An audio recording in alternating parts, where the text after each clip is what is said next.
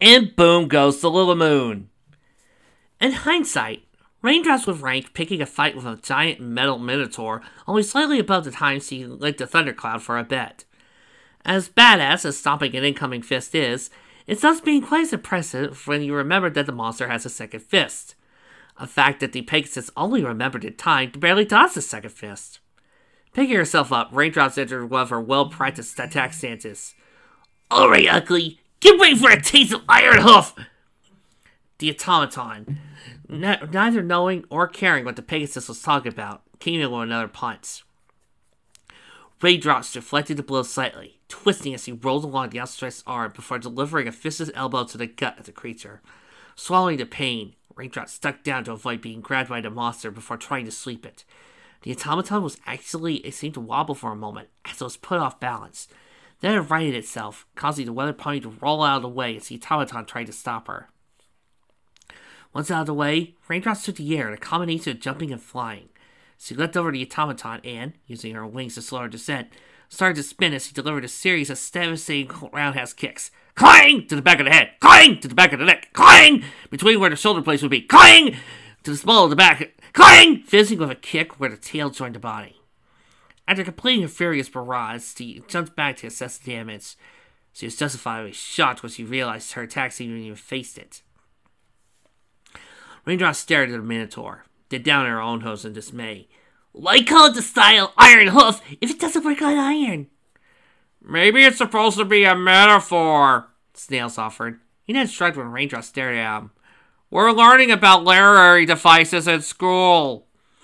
Snails, Raindrops said in dismay. I told you to run. No, you didn't, Snails argued. Raindrops was about to argue when realization struck.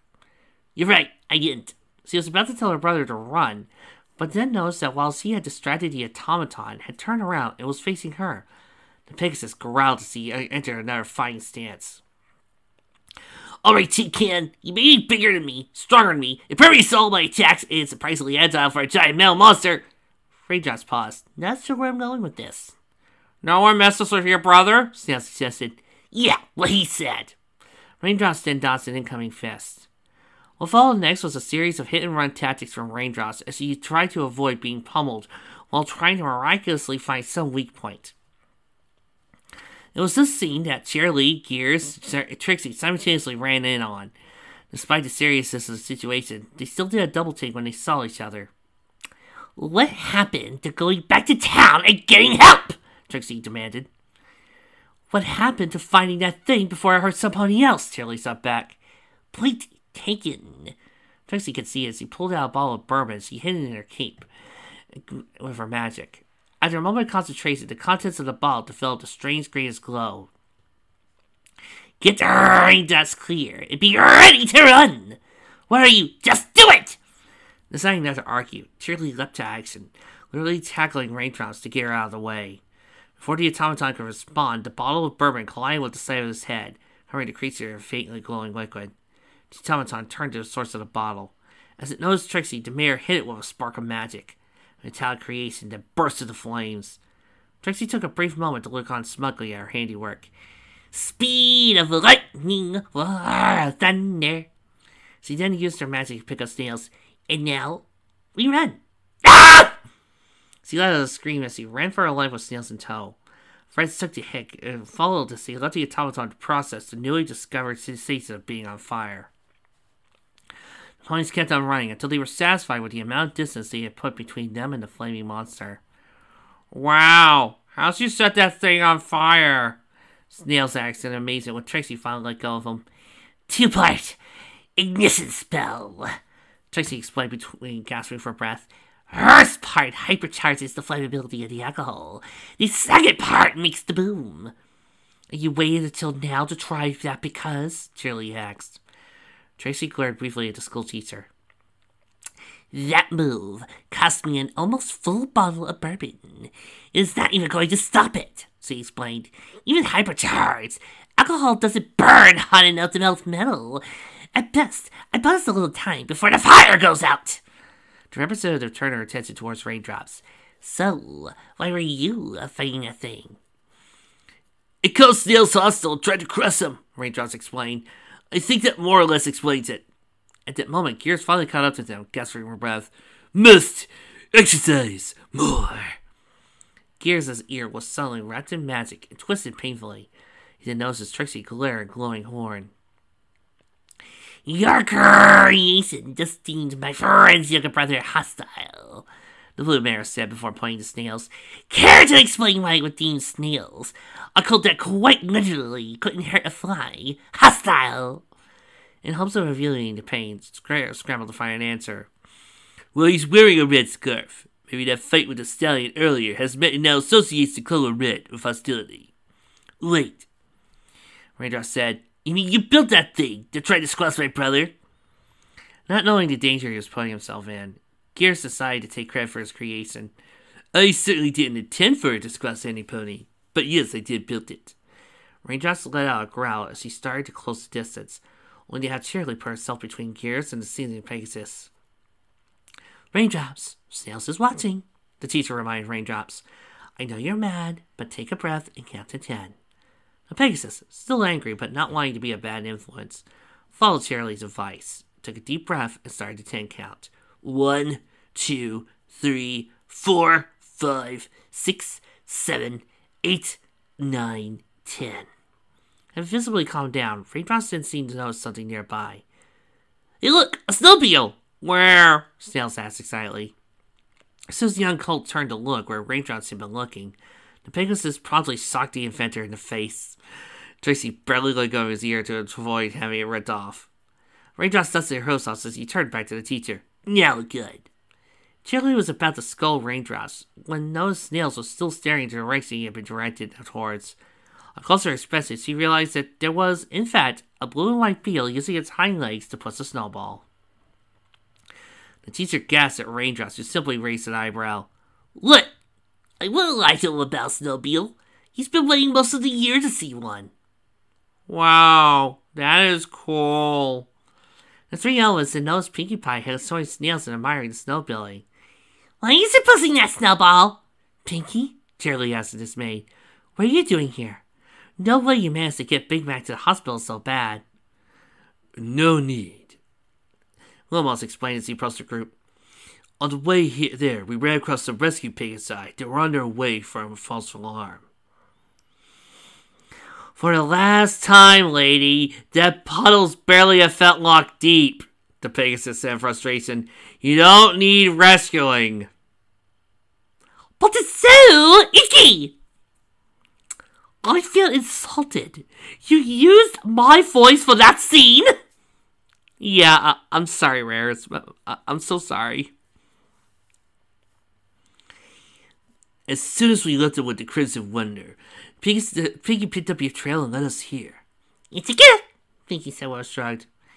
Alright, fun time is over, Trixie said.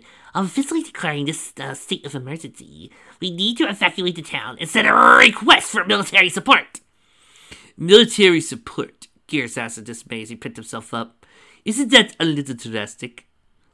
Trixie stopped and stared at Gears. All was quiet for a moment, but then Trixie seemed to finally snap. Drastic! Drastic! Trixie then stopped herself. 1, 2, 3, 4, 5, 6, 7, 8, 9, 10. All those years of French class, and that's all I remember. I am so sorry. Once he started speaking again, she was a lot calmer, almost disturbingly so. Drastic! It was using a full bottle of bourbon as a stalling tactic. We officially left Drastic behind us and have moved to a full-blown crisis!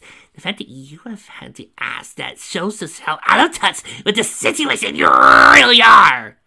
Okay, Kier said. I'll admit that things have gotten a little bit out of hoof, but he was satisfied by Trixie sticking her hoof in his mouth. No talking. Let me paint you a picture, Trixie said. You have built and unleashed a machine capable of mass destruction upon a civilian populace. And what's worse is that you haven't done a thing to stop it. The last time a pony unintentionally let loose a threat like this on the town, she at least had the decency to help fix the problem. So far, Pinkie has done more to help than you, and she has no reason for being here! True, the party pony admitted. Still fun, though. Trixie, Charlie began, I think he gets the point. Trixie seemed to ignore the treater. No, we need to evacuate a town, call in the military, explain to my mentor why, again, Ponyville is an unspeakable danger, and then pray that no pony gets hurt. All because you didn't take the time to ask yourself, did the world really need a metallic minotaur? Trixie seemed really frustrated at the mere sight of gears, turned away slightly. You know, I'm not going to call you the worst thing that Terrarian has brought to town, because frankly, it's like asking fate to send something worse. But you're definitely up there, somewhere between the Manhattan mobsters and that mayor from Huffington who was convinced he was carrying Ranger as his baby! Feeling confused by that, Pinky turned to Weather Pony, who simply replied with, Don't ask. Whoa, hold up. Lewis, not really liking where this conversation was going, decided to speak up in his defense. Look, I know this isn't a great turn of events, but if we get branded as enemies of the state, our wives are going to kill us. Cheerily looked at Gears in shock. You're married? No! Trixie interjected. No more shocker reveals! No more wacky hijinks! No more goofy distractions! And definitely no more wah-wah! Pinky let out a hoof as she put away her trombone. Well, excuse me for wanting to lighten the mood. The point is that this has stopped being some silly experiment gone comically awry. This is now a situation where we could have a death on our hooves, and probably already have one if the Apple family didn't build their stallions big. I am not letting Ponyville get a chapter in the 3rd edition of gold-related tragedies of history! Despite Trixie having removed her hoof, Gus seemed to be a loss of words. We can fix this, he managed out. And how do we do that? Trixie asked. Magic, that just makes it stronger. Brute force! It's right up Charlie, Raindrops, Big Mac, and a boulder! I don't think throwing more ponies is going to help matters! Wait, Charlie interjected. Wouldn't requesting military aid technically count as throwing more ponies at it? The point being, we are out of our depth and we need help! But you're the great and powerful Trixie. Trixie turned and saw Snails looking up at her in confusion. Trixie sighed. She hated his voice a friend, but she felt an obligation to be honest with him. I'm also the representative of Ponyville. I have a duty to protect the town and its residents. Part of that doing is knowing when a problem is too big for us to handle and ask for help before any pony gets seriously hurt. Wait. Hold up, Raindrops interjected. As much as I don't like inflating that ego of yours, since you moved to Ponyville and helped form that band of merry mares we've had to deal with threats, including but not limited to centuries-old evil, crab nobles, dragons, salamanders, phoenix, a magic-wielding zebra, an Ursa Minor, and a world-conquering alicorn, and yet this is where you throw in the towel? Sorry, but I gotta call hogwash. Those times were different, Trixie carried. We had no choice but to handle them ourselves, and even then, we were sometimes lucky just to get out with our lives. And despite that, when the chips were down, you still managed to pull a win out of your hat. Charlie said, with a lot of help from the rest of us, of course, but it was still a win. Trixie stared at her two friends. Okay, what's going on here? Trixie asked in dismay. I'm trying to do the responsible thing as a representative, and you two are trying to talk me out of it. What happened to avoiding unnecessary conflict and protecting students? It would take hours for the military to get here, the teacher replied, meaning that even if we got the town evacuated, the automaton would still be free to cause major damage. In case you've forgotten, the school is a big red building. I just want to see that thing destroyed. I don't really care who does it. Raindrops explained with a shrug. I'm just amazed you gave up the chance to once again say today. Trixie paused. Friends and delivered some very compelling arguments, causing a desire to act like a responsible representative to do her battle with her desire to personally help take the automaton down. Adding to this was the hope-filled expression that Snails was giving her. Trixie forced herself to keep an even tone. Even if we were to try taking it on again, we would need some weakness we could exploit. We could aim for the head or the heart. Every pony turned back to Gears, who seemed to regain his voice. The word on its forehead is the source of its autonomy. Its life! The key to the mechanism that gives it its ability to siphon and retain magic is a hood-sized crystal inside the upper body. If we remove that crystal, it will run out of power before anybody else gets hurt. Tracy, someone taking it back by gear, actually offering suggestions, was rather tame in reply. I like the input. My doubt was standing still long enough for us to tear his chest open. What about when Big Mac tore his limbs off? Chili suggested. It just stood there, focused entirely on repairing itself. If we could separate one of its arms again, and keep it separated, maybe it'll buy us enough time. It'll also give us access to the weaker point of the upper body, Gears explained. I built the front and back separately, then combined them around the internal components, so the sides are the least enforced. So, we rip its arm off, a feat we may not be able to replicate. Keep the arm separated while we wrench it open from the inside and pull out a crystal, all the while probably using magic which we know makes it stronger, Trixie paraphrased. This is the sort of plan I'd come up with, and those who know me know that's not necessarily a good thing. So you're saying no? Charlie asked. Despite herself, Trixie smirked as she straightened her hat. Like I said, it's the sort of plan I'd come up with. Besides, there's no guarantee we get the town evacuated in time. Plus, it's not like I have anything better to do today. She turned to Raindrops. You in? Raindrops paused for a moment, seeming to weigh the alternatives, before speaking. Well, this plan is crazy. Borderline suicidal, and Tracy spearheading it. How can it feel? Charlie couldn't tell if the weather pony was joking or being serious. Besides, I have a theme song to live up to. Charlie did a double take. Theme song? At that, the four rams appeared out of nowhere. Raindrops, raindrops, raindrops, raindrops. She flies across the nation, a Pegasus of skill. She's here to save the day, just to bet your flank she will. She goes to beg the bad guys, and many fit the bill. A tyrant sons of diamond dogs, the hydra from the boggy bog. Raindrops, raindrops, raindrops, raindrops.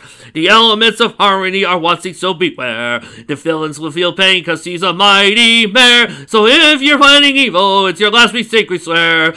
She's fit to win, she doesn't stop. She is our hero. She's raindrops. Vic, how did you know I haven't done a musical version of this show in a while? Thank you. I'm so happy I had a chance to do all this.